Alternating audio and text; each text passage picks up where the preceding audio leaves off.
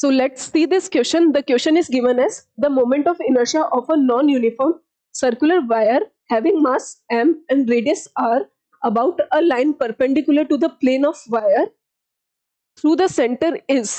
मेरे पास एक semi circular ring है और उसके सेंटर से, मान लो कि ऐसे सेमी सर्कुलर रिंग है और उसके सेंटर से एक एक्सिस पास हो रही है. जो सेमी सर्कुलर रिंग है हमारे पास वो नॉन यूनिफॉर्म है, यानी कि मास उसका यूनिफॉर्मली डिस्ट्रीब्यूटेड नहीं है, कहीं पर ज्यादा कहीं पर कम है. तो मुझे उसकी एक्सिस जो कि सेंटर से पास हो रही है और उसके प्लेन के परपेंडिकुलर है, उसका मोमेंट ऑफ इनर्शिया निकालना है.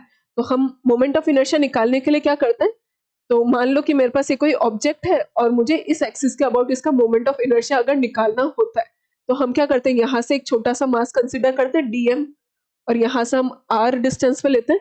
तो इस एक्सिस का, इस मास का मेरे पास मोमेंट ऑफ इनर्शिया क्या आता है, छोटा सा आता है di, और इसको हम लिख देते हैं dm r स्क्वायर. और ऐसे करके मेरे पास बहुत सारे मासेस होंगे, m1 m2 m3 and so on.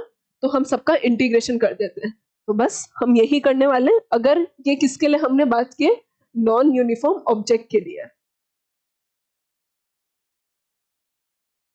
तो हम बस इसी कंसेप्ट को यूज करेंगे. तो हमारे पास क्या आंसर आना चाहिए देखते हैं.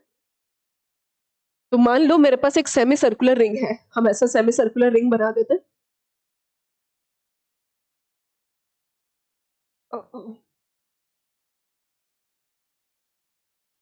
मेरे पास ये सेमी सर्कुलर रिंग हो गई और ये हमने मान लिया है इसकी एक्सिस है, जो कि हमें, जिस एक्सिस के अबाउट हमें मोमेंट ऑफ इनर्शिया निकालना है. अब इसका मास नॉन यूनिफॉर्मली डिस्ट्रीब्यूटेड है, इसका टोटल मास m है और इसकी रेडियस जो है हमारे पास वो स्मॉल r है. तो हमने क्या किया, यहाँ से एक छोटा सा एलिमेंट कंसिडर कर लिया जो कि मेरे लिए ये कुछ ना कुछ एंगल सबटेंड कर रहा है. यहाँ से मैंने थीटा एंगल पे माना है इसको, और ये छोटा सा एंगल हो गया डी थीटा. इसका मास, इसकी आर्क लेंथ भी हमने कंसिडर कर ली dl और इसका मास हो गया हमारे पास dm. तो क्या हम इसका मोमेंट ऑफ इनर्शिया बोल सकते हैं कि हमारे पास मोमेंट ऑफ इनर्शिया कितना आएगा, di, जो कि हमारे पास हो जाएगा dm. ये रेडियस तो हमारे पास r है ही से, तो हम ऐसा बोल सकते हैं dm r स्क्वायर. और इसका हम पूरे का इंटीग्रेशन कर देंगे. अब हम मास को कैसे लिख सकते हैं, क्या मेरे पास मास, हमारे पास ये होता है, अगर मैं इसकी बात करूं डेंसिटी की, मास पर यूनिट लेंथ, इसकी लेंथ क्या है हमारे पास pi R. Lambda is mass per unit length.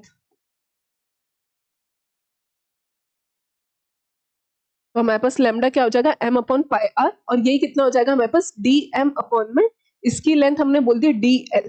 तो ये हमारे पास कितना आ रहा है, m upon pi r is equal to dm, और dl को मैं क्या बोल सकती हूँ, r d theta. Theta is equal to r का अपॉन रेडियस.